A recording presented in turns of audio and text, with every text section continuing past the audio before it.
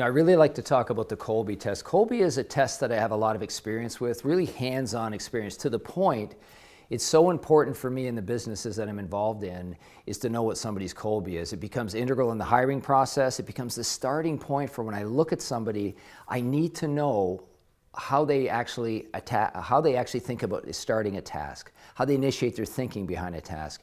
And it just becomes so important in terms of knowing and looking through that lens. So let's talk about the Kolbe. The Kolbe, then again, it's very easy to take. It's done online. Kathy Kolbe, who's really the founder of Kolbe, and it may be through her father, speaks beautifully about the different roles in Kolbe, so I don't really want to go there, and you'll get that when you do it online.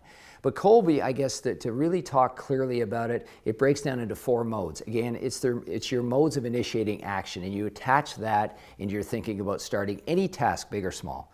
So don't put too much more significance on it than that. So the first one is what we call fact finder. Now, fact finder is something, the energy that you put into actually when a task comes in, how you do your due diligence, how you go through and you actually go through and find out the facts, do your research. And a lot of people, when they initiate their thinking in fact finder, that becomes, if it's your dominant mode out of the 4, that's how you have to start thinking about anything. You got to think about, okay, what do I need to think about this? I need to go back and find out some information. So fact finder is the most common mode for somebody to be dominant in, but the fact finding is the first one. The second mode is what we call follow through.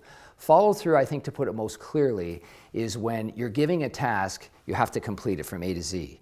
It's not the research part of the task. If you're given a task and you're given an opportunity, and it can be you've done your own research, but then how do you take that now?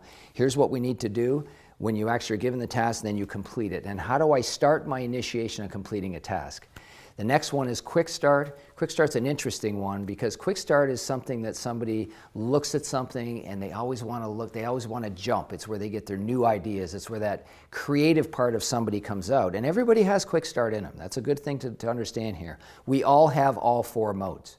It's not like you have one and you don't have another, but we all only have so much energy to devote to each mode. And that's where you become dominant. It's not better, it's not worse. And quick start's an interesting one because quick starts are the type of people who just want to act quickly on something.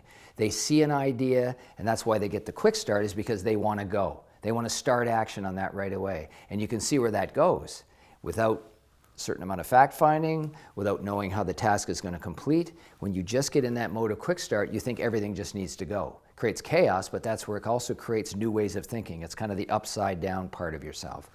The last one is what we call implementer. Now, implementer is not your ability to implement tasks. It's how you look at a task in terms of how you look at tearing apart. Therefore, implementer meaning tools.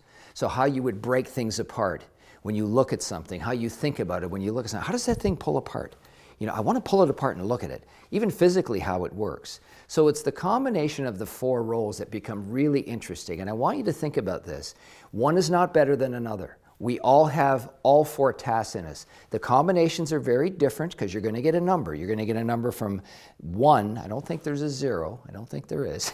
There's at least a 1 to a 10 in each mode. So really what it is, if you look at it as an energy scale, when you have a task that you're approached with, how do I start my thinking? If somebody's dominant in fact finder, right away, no action occurs in the task unless they do their due diligence. And somebody with follow through, dominant follow through, is the type of person that wants to kind of sit back and wait until they believe that the due diligence has been done, the research is done, it sounds like a good idea, let's get a plan, and when the plan is there, they're gone. Quick start, they don't think of anything, just whatever hits their head and they want to go. And the last one, implementer, is somebody who wants to kind of pull it apart and look at it. So there's lots of stories attached to this. The favorite part of Kolbe that I like is when you're in areas when you don't have a lot of energy to devote to follow through, fact finder, quick start. That's really key, is that you look at these as these aren't things that it's not something that's a weakness. It's not a weakness. It's an area that you should try to avoid. And on a team, which is why you need Kolbe on a team, is that then you would look for people that are the go-to people, because you can see what it is. You can't be all. So what that means is, in a perfect world, we need all. We need people to look and say, was the research done? Great. Was it a good idea? Take the good idea, apply great research, get somebody who can pull it apart and look at it even physically, make sure this is going to work, and then you get your wonderful follow-throughs that will say, give me the plan and it's done.